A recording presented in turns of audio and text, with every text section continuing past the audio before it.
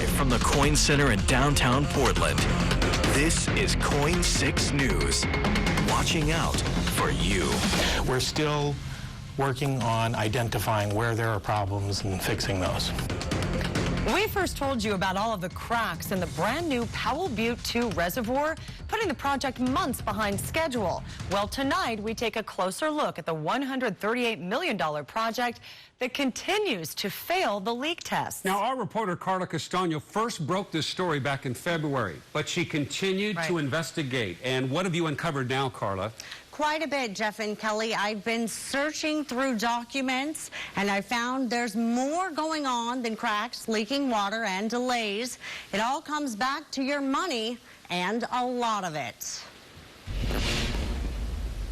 Cracks, leaks, fines, delays. Still months after I broke the story, no one behind Powell Butte 2 Reservoir project wanted to talk on camera.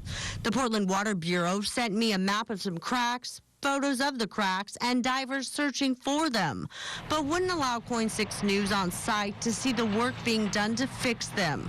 So we took the trails along Powell Butte as far as we could without trespassing. After I made several phone calls, Portland Water Bureau Administrator David Schaff agreed to an interview with me with his chief engineer, Mike Sturr, by his side. Just to start off with, how many cracks were there total? Wasn't it like 1,200?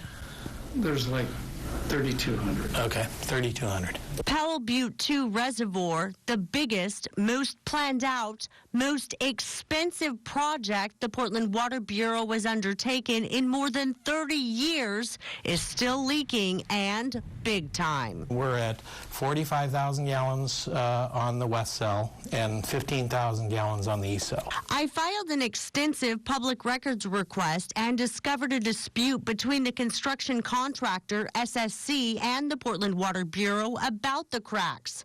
I had to ask a couple times, who's going to pay for this?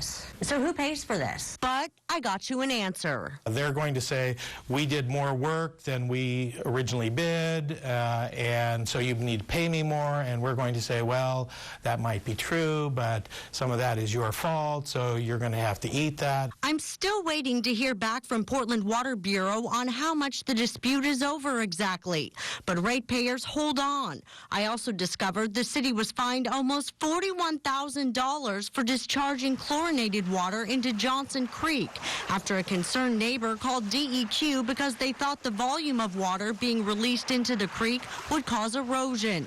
Portland Water Bureau says SSC Construction made the mistake. Once we figured that out, we said, stop, you have to, you can't do that anymore. How does that even happen that they don't have the right equipment?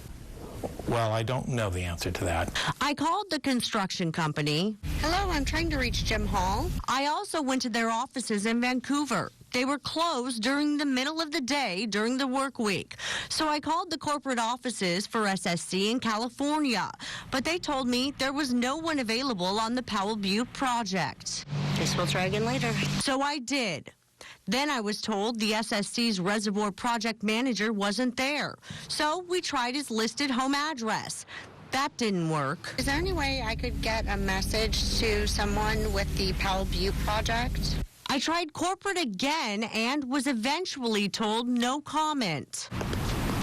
I also went to the CH2M Hill building to see if the overall design consultant could tell me why the 50 million gallon reservoir was still failing leak tests.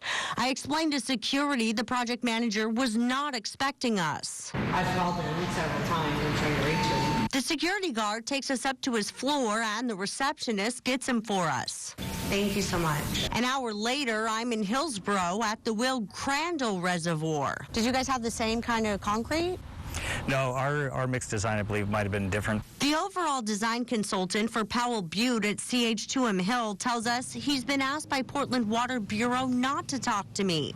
But he also did this 10 million gallon reservoir, which just opened. That's where I met up with engineering manager Tyler Wabina with the Hillsborough Water Department. He didn't seem too optimistic about Powell Butte 2. If you ran into a tank with that many cracks and that much, would you be pretty worried as an engineer? You know, I guess I would. Powell Butte 2 Reservoir and its added amenities of the Interpretive Center, Caretaker House, trail improvements, and more mean 7 of the Crandall 10 million gallon reservoirs could have been built, or almost 3 of the bigger 60 million gallon Maple Leaf reservoirs in Seattle for the same price tag. I know MWH built a reservoir for Seattle. And I looked up the price, and it was about 1/3 of the cost. Okay. Do you know why that would be? No. Meanwhile, I'm told work on the new 50 million gallon reservoir is expected to continue into the summer. And while water use in Portland continues to go down, water rates are going up.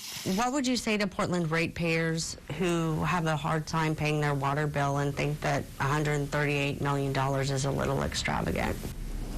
Well, I'd say it's actually a pretty good deal. So Jeff and Kelly, obviously a whole lot to follow on this story, and I'll continue to monitor the situation and keep you updated. Great questions. Way to get some answers from these people. When you put them on the spot, they have to tell you what's going on. Thanks, Kelly. Thanks, Carla. It's taxpayer money, after all. All right. And if you have a story you want our investigative team to look into, send us an email at report@coin.com.